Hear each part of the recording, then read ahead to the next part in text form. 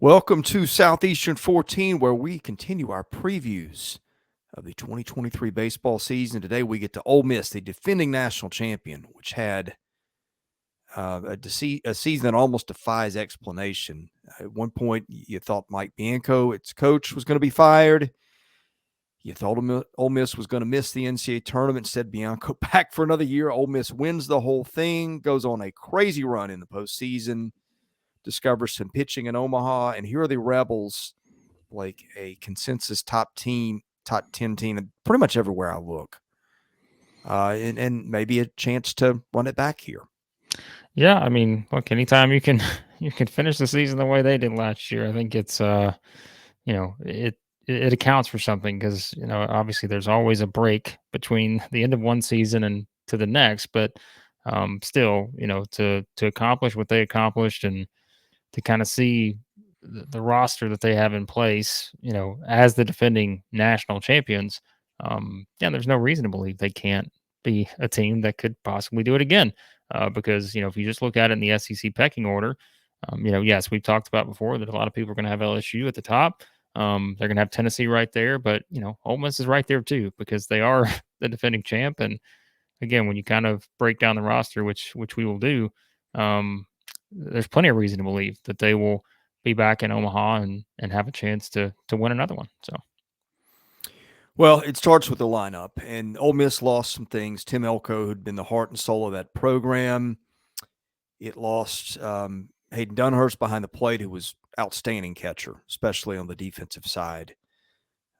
But you got some dudes back. You got Jacob Gonzalez, the shortstop, who is in that short conversation for National Player of the Year. He's going to be maybe a top 5 pick in the draft in June. Just so patient at the plate, got some pop. You got a guy in Wright and TJ McCants that I really like. You got a guy in Kemp Alderman who's got huge power potential. A lot of people think is due for a breakout year. Peyton Chatinier, who's back again for what seems like the millionth year. You got Calvin Harris taking over behind the plate. He's done some good things before. This is a lineup that has been there and done that. You got some new guys too. You got Ethan Ledge, the JUCO transfer, who hit almost 400 a year ago. You got Ethan Groff, who just raked at Tulane. Slash line of 404, 503, 709, although he didn't play out a full season. Ole Miss has been able to hit a year ago. I thought Ole Miss was a better team than people gave it credit for being a season ago, heading into the postseason, offensively at least. This is going to be an interesting team because the Rebels lost some guys who had helped them get where they got, but some newcomers, and two in particular, and some guys stepping up into bigger roles. I'm very interested to see how this works out. yeah, Barry's very excited, as you can tell in the background, He about is. the hitting power of Ole Miss. But yeah, no, I mean it is. Like you said, you look at just kind of the strengths of the lineup, and obviously, I think what you've got here, and you just think about it, you just rolled off a lot of guys, right? Like you rolled off a lot of guys A lot of saying, guys we've okay, seen play a lot of ball. yeah, Yeah. like you've seen these guys before, and you just look at the numbers, like you talk about the guys that are coming over from other places, like a Groff and guys like that. I mean, there's a lot to like about kind of how the lineup's going to be situated. And I think just seeing what that looks like from day one, and then how that evolves once you get to SEC play, always a fascinating part of the equation each season. But you mentioned like someone like Alderman, who you just look at and kind of can see what he can bring to the table from a hitting standpoint and producing runs and power, and Gonzalez, of course, as well. There's just, yeah, I mean, that's why, again, you can kind of just look at this lineup and you're trying to figure out, okay, where are going to be the gaps? Like where are the gaps going to be at, and what are the biggest questions? And you brought up some of them, but I still look at this team, and again, you just kind of, I feel like it's one that's going to have to lean on consistency in this area, because we'll get to the pitching in a second. This is going to be a big part of the equation, as it always is. But I think, especially when you kind of look at, okay, maybe there's some questions on the pitching front, a few more than maybe you'd expect for a team at this level to start the season. But yet, if you look at kind of the hitting ability and what they're going to be able to do in terms of producing runs and making things easier, perhaps on that rotation, then yeah, I mean, there's just a lot to like, and I'm curious to see how the new guys fit into the mix, but specifically, what's next for what you just said. A lot of guys who've already played a lot of baseball, played a lot of innings, a lot of at bats. What's kind of the encore now for a team that won the national championship? Well, I forgot to mention they also lost Kevin Graham, who played a lot of great baseball for them.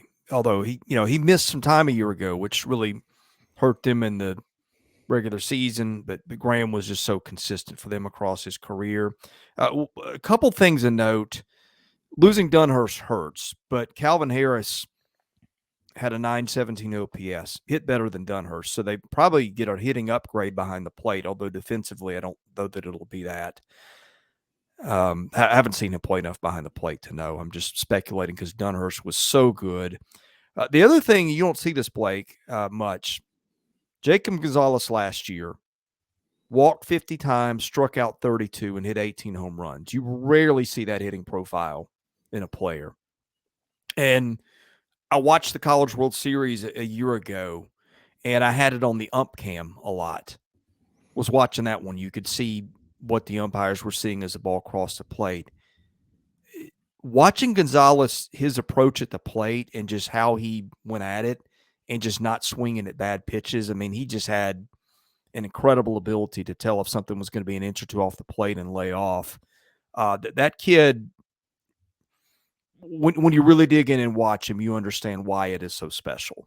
Yep, like you said, certainly an SEC Player of the Year caliber guy. And once again, like you said, it's just doing that and being able to set up, the other guys, right? When you're able to do that at the plate and what that can do for the other guys, right? That are around him now. We talked about the newcomers that they're going to add to the mix, and with some power around him and just being able to, get on base and those kind of things. Yeah. So it is a big part of the equation. And I'm just very curious to see again, just how things continue to come together around him. But yeah, just a fantastic player. And once again, it's like the encore. Like like that's it's like the Jay-Z or whatever song it was. It's like what is the encore here for all of these guys? And I think for Gonzalez, it's very clear that could be pretty special, just given what he's going to bring, to the lineup here. Okay, Ole Miss pitching has just been weird the last few years. I Weird. mean, That's a good word for it. Yeah. well, it is. I mean, and here's where I'm coming from. You watch these guys that, I mean, it just seemed like they had an endless parade of guys that were 94, 95. If you believe in strikeout to walk ratio is a good indicator. Had a bunch of guys that got the job done, but they also had 6 ERAs next to their names a lot of times too. A lot of those guys are gone, but what Ole Miss finds, and Dylan DeLucia had done this some during the season, but they rode DeLucia and Hunter Elliott, who's a freshman who's back, who now will be a prime contender for SEC Pitcher of the Year, and just rode those two arms and won the national title that way, which I would imagine if you ask any Ole Miss fan, hey, we're going to win this thing, how does it go? I don't think they would have said it's going to be on pitching, but that's No. kind of how it happened. This year, boy, and look, I always say this, trust your local guys who cover the team more than you trust us, because we watch your team, but they're one of 14 teams that we watch. Look, anybody would kill to have Elliott in the Friday night spot, but you got a high school kid in Grayson Saunier, who's granted supposed to be one of the better freshmen in the league, if not the country. You got Xavier Rivas in the 3 spot. Last year was playing D2 ball in Indianapolis. Got a freshman maybe in your midweek spot. Got Jackson Kimbrell as your closer. Hasn't pitched a lot, or excuse me, is maybe one of your relievers coming back. I guess they're going to close Jack Doherty, who had almost a 5 ERA. But again, back to the strikeouts to walks thing. On paper, it looked like the results should have been better in the ERA department. But, I mean, you got some other guys. I think Riley Maddox is back too. But Mitch Rell, another guy who's back. Didn't pitch a lot of innings a year ago. But I just don't know what to get from them on the pitching side. I'm not as locked into it as everybody is down in Oxford. I'm not seeing fall scrimmages and everything. But just going by what guys have done before, there's a lot of new faces to rely on there, and that's kind of the question I have with Ole Miss is, I get the talent. I get that these guys have done things in high school and at different levels, but I'm just curious how that translates to the SEC and what is going to be another brutal year. And I think that's the question probably everybody has about Ole Miss. Yeah, I mean, I think it's like you said. All right, you have your set expectations for what Friday night's going to look like, but then it's like beyond that, we'll see. Like I think it's just seeing how somebody that you talk about Saunier, you talk about Rivas, those guys. I mean, how does that develop? Like I think that's clearly one of the bigger questions for this team. And like you mentioned, I mean, it's not that we're not there every day. We haven't seen everything in practice and leading up to the start of the season. Like, but I think from the outside, as someone who is not there, like these are the questions that you're asking if you're just specifically looking at this team, because we talked about all the things that you feel like, you can project as, I don't want to say necessarily sure things in the lineup, but you feel really good about kind of where things are there. But this, beyond Elliott, there certainly are some questions. And I think when you look at it, like it's kind of just weird how the whole thing played out to kind of get to this point. But I mean, yeah, I think it's just trying to figure out, because we always say this, right? Like someone is going to wind up, being kind of that breakout name that you just know if you're a team that's going to finish, let's say they're projected, you said number 4, I think D1 has them at 4 heading into the Mm-hmm. season. Well, if they're going to finish there, then the breakout is going to happen. Like some of these guys are going to break out and have Yeah. huge seasons because that's the only way they're going to get there. Even leaning on the strength of Elliott in a Friday night spot, but like it's just so it's going to happen. Like so it's just a matter of how does it happen, and I think that's probably the question we have. We just don't have, you talked about the experience aspect of this team in terms of the lineup and those kind of things, guys that have played a lot of baseball. But now it's in this spot, the pitching element, it's guys who have not necessarily been in this spot beyond, like we said, Elliott's leading the way, but what do you get with these other guys? And I think that's kind of it's a fun thing to think about too if you're an Ole Miss fan, because again, you are looking and seeing what some of these guys are capable of in the pitching staff, and feel like, okay, it's just a matter of let's get it. How do we get them there? How do we get them to that spot to where, they can help us win series and those kind of things. So yeah, I mean, it's a fun question with this team. And as with pretty much everyone, there's always going to be something you kind of circle is that's what I have my eye on the most. And I would say this is probably it for Ole Miss, just when you look at it heading into the season. Yeah, a couple other things. I knew I was forgetting something. It was bothering me. Mason Nichols is also back. He's pitched some innings for them a year ago and was pretty good. Josh Mallets, who was probably their across the board most lights out bullpen guy, he's having Tommy John, won't be back. The schedule: Ole Miss opens with Delaware. It's got that tournament up in Minneapolis or Classic that a couple SEC teams are playing in. Got a series with Purdue entering SEC play. Purdue has had a good team every once in a blue moon, and then avoids Kentucky, South Carolina, and Tennessee. Yeah. So could be worse on the conference end, not getting the Vols and a South Carolina team that'll be able to pitch. I mean, look, Ole Miss.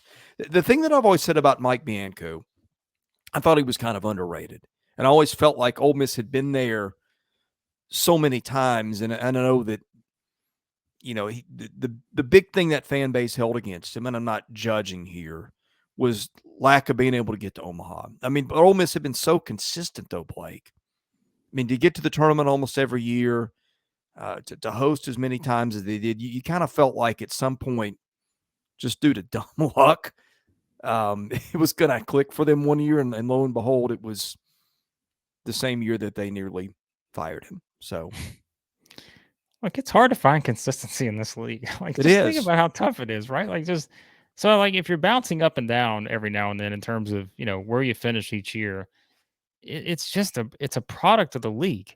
Because like we've talked about before in these other previews, if you go with D1 or go with wherever, you think about how many teams project to be in the top 10 to start every season. And what is it this year? It's 1, 2, 3, 4, 5, 6, 7. 7 SEC teams Yeah. projected in the top 10 in D1's preseason poll. So it's like you have to keep that in perspective to where, I mean, think about that, right? Like Vanderbilt's the 10 team there. They're the 7th best team in the SEC, is the number 10 team projected in the country. So I just think that's, like you said, it's understandable because everyone now has, especially for Ole Miss, right? They won the national championship. Like the expectation has been set. And we always say that. Like you're immediately coming in with a target on your back, but you've also set an expectation that now fans realize can be realized. Like they realize, all right, now you've seen you can do it. Like you can win the whole thing. Um, and I just think that that's always something you have to keep in mind. Talk about the schedule and those kind of things. Sometimes people can say, well, the schedule's kind of overblown. Not in the SEC. Like, think about just the margin for error. It's so small now when you're playing all these other teams. And like you said, leaving out of Tennessee, that's good for Ole Miss, not having to play a Tennessee now on the schedule this season. So yeah, like all of that combined with, like we've said, the potential breakout, players on the roster, especially pitching wise, with the Saunier, Rivas, guys like that. Um, it makes for a fun setup for the defending champ. And again, because they are the defending champ, they're going to have the target on their back the entire season because people saw that, hey, even if an Ole Miss team has their ups and downs, look what they did. They made the run to win it all. And who's to say that this team couldn't do it again, just given what we see with the lineup and what we feel like with the high potential breakout candidates just on the pitching staff. So One other note, and I thought I had this written down wrong, but I did not. Ole Miss is going to face Maryland 2 weekends in a row. Going to face them in Oxford at home, and Maryland is a regional caliber team, maybe even a regional hosting caliber team, if you believe the pundits. And then we'll face them up in Minneapolis the next weekend on Friday night. So Rebels going to play Maryland 4 times. Didn't mention that earlier because I thought I had it wrong, but I did not. But anyway, we are attempting to preview every single SEC baseball team for the 2023 season. Attempting. We'll see if we run out of gas. We'll see if the season sneaks up on us. We are also doing full-blown basketball and bracketologies and power rankings and previews and recaps of every Saturday, Tuesday, and Wednesday. And making popcorn they say, too at the concession stand. Yeah, football. There's an appetite for football in this league, and some of us even doing women's hoops. What are we doing? We're losing our minds is what we're doing. But anyway, if you like it, hit the subscribe button, hit the like button. That helps us get noticed. He's Blake Lovell. I'm Chris Lee. We're Southeastern 14. We'll see you again soon.